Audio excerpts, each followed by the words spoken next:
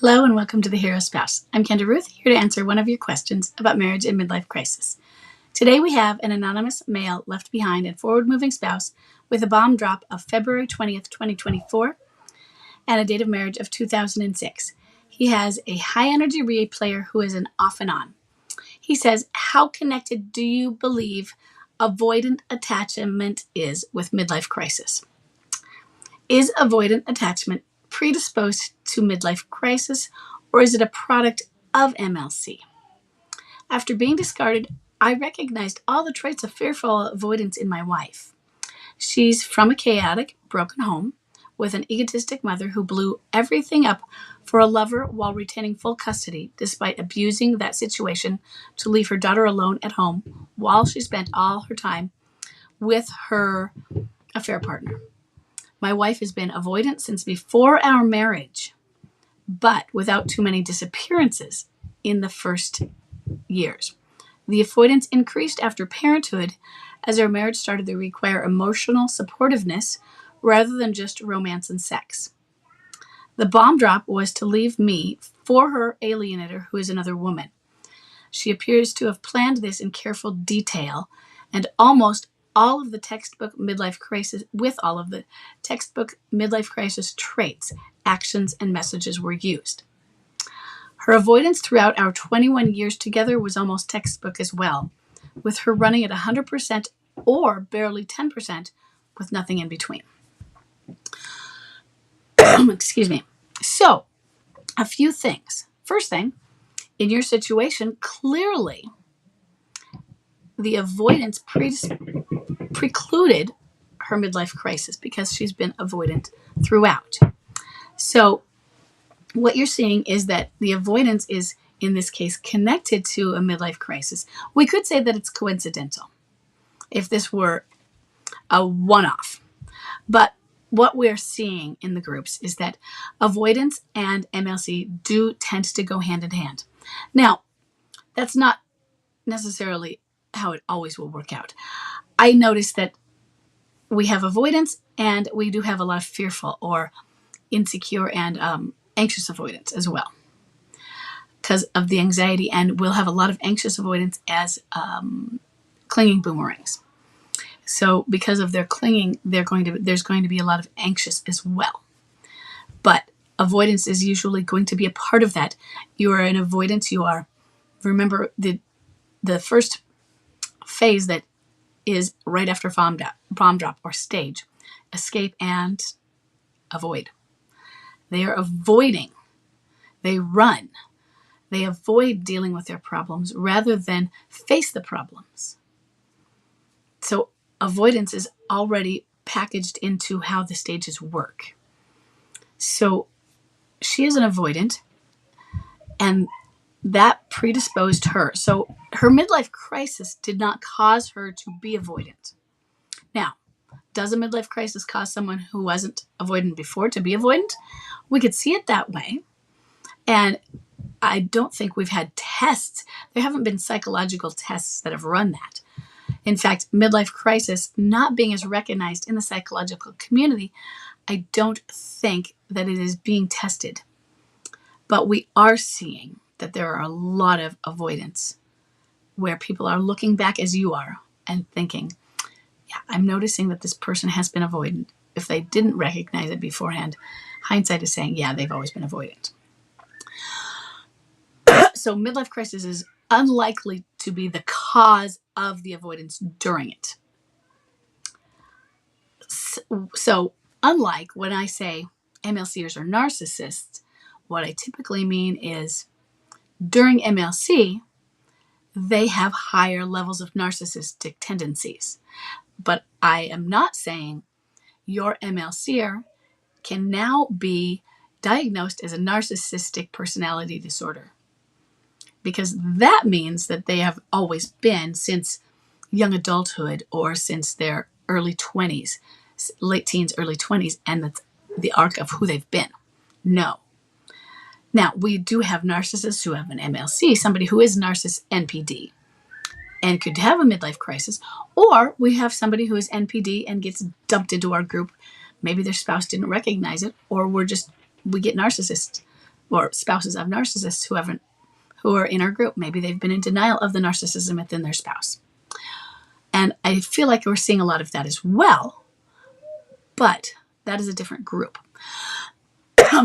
Whereas MLC, in some, I believe, my feeling is causes or brings out, more likely, narcissistic traits. I do not feel that midlife crisis brings out avoidance. Avoidance is already present, and it is likely to cause the midlife crisis. It is natural to bring out MLC with the avoidance. So you have an identity crisis, and somebody who goes into their midlife transition, your identity, when you have transitions and you start questioning who you are, because we do that. We have transitions in life and we want to make changes. And somebody who is avoidant looks at their self and goes through, and what kind of changes do I want to make in my life, or do I want to, and who am I? And they don't want to take accountability. They want to avoid. They want to point blame. The person who is not avoidant doesn't do that. They do take accountability. They do want to accept the choices. They do embrace. And so they may not find these things to be a crisis. But the one who blames, the one who projects, the one who denies, and that is avoidant, finds themselves in crisis. So those things, they just naturally go together. So that will go along with some of the things that happened within her childhood. All of those things her mother did to her, the traumas, causing her to help her become avoidant. Yes. And you're saying she planned this. She planned this in careful detail. I'm sorry she did that. I'm really sorry she did that. And you say, but the other thing you've said, because not everybody that comes to our group is going to come in and say, we had a great marriage. We had a wonderful marriage. There were no signs. We had a perfect marriage. You're not saying that. You're saying there were signs. You have said that she has done this, basically. Not specifically, but let me find it in here. That she has been avoidant since before your marriage, but without too many disappearances in the first years. And I don't know specifically what you mean by that. Do you mean that she tried to exit the marriage? Or do you mean that just in fights she would withdraw for long periods and she didn't know how to engage and come back to reconnect? Because that could be a disappearance as well. She just silent treatmented. She doesn't know how to come back and repair. And so instead she avoids. And that's I don't want to use the word flaw. That is a big problem in how to fix relationships. And the ability to repair after arguments is one of the things that John Gottman says is a sign of health. Because arguing is great. That we are going to argue. And John Gottman has the 1 to 5 rule. And we need 5 positive interactions for every negative interaction. And what that really is you can have a negative interaction, but it's about how we repair from that. If you have a negative, but you turn it around and can repair it, that can bring it back into a positive.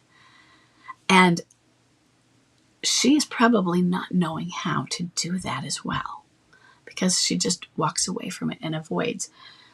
And that's what that is. She disappears. She gives up. She says, I can't handle this one, so I'm going to walk away from this one. Oh, you know what? This house, I bought this house and we've lived in it, but it's a mess now. I need a new fresh one. I need a fresh start here, a fresh start here, a fresh start here. Because each place got messed up. Even though it was me that messed it up and, living in things. And ruin things. And I just need to start over, erase and start over. And that's the avoidant. I'm going to start fresh, but not fix what was left behind. So there's a storm behind her in a trail of these. And that's the running, because she doesn't know how to fix things. She has no concept of it. And not being able to take accountability because she doesn't have a concept of how to do it.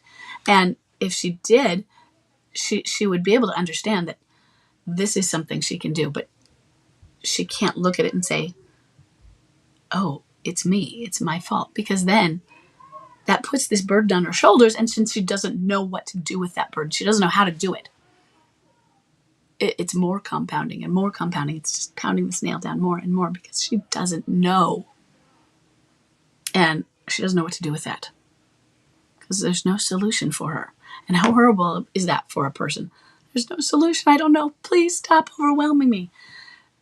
And I don't even know what to say for that. That's therapy. That's learning. And she didn't learn those things.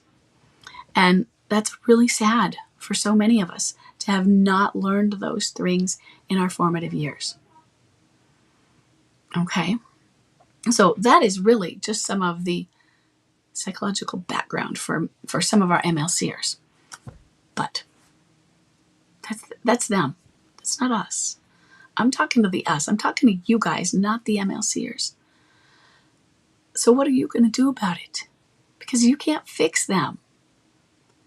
You can stand for your marriage. And some of them do come from a much more stable background than others.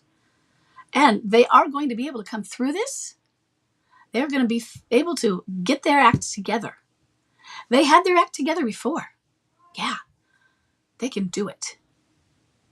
They know right from wrong, all of that. And you can stand for your marriage and get it out. But that's their job to get themselves pulled up and out of it. What are you going to do? Every one of you.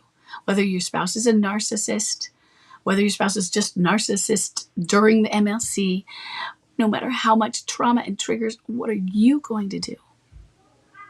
What are you going to do while your spouse is spinning and crazy?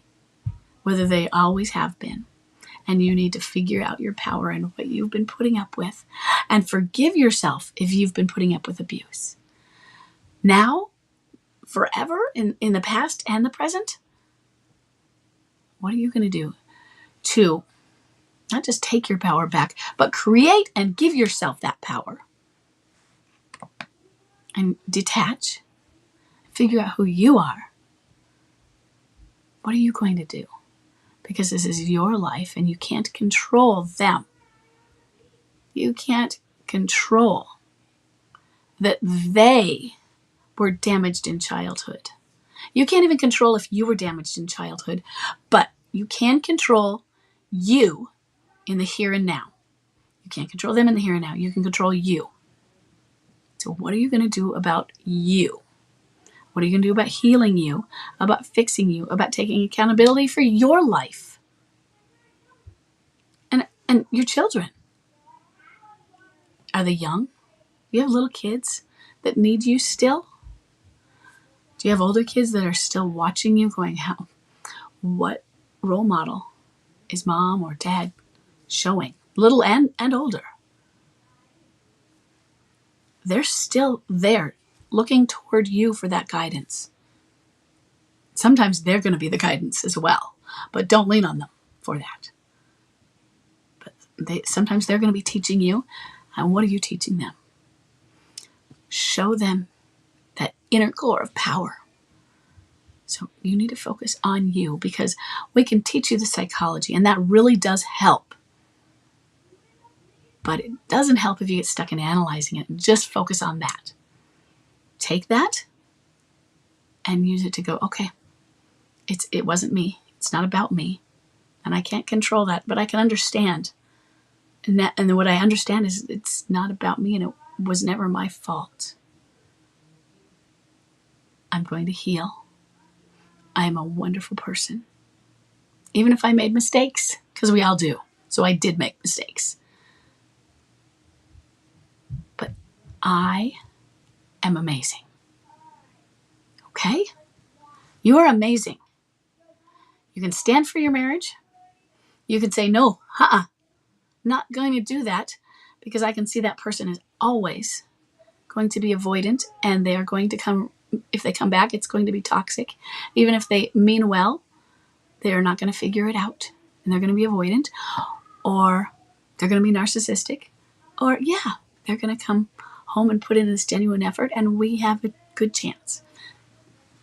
Just do what is best, what you feel is best. Okay? And work on your healing. I hope this is helpful to all of you. And I will see everybody